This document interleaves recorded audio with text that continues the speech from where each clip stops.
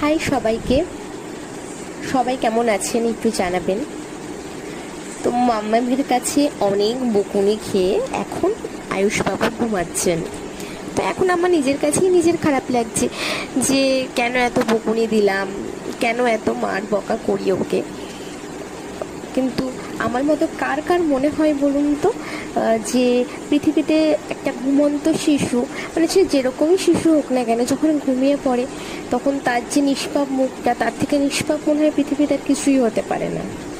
Actually আমার তো twins baby, তো তাই জন্যই আমার খাটুনিটা ধকলটা একটু বেশিই পড়ে যায়। এমনিতেই আমি শর্ট টেম্পার।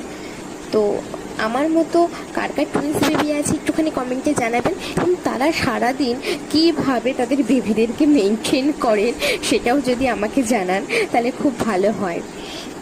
ভিডিওটি ভালো লাগলে লাইক করবেন।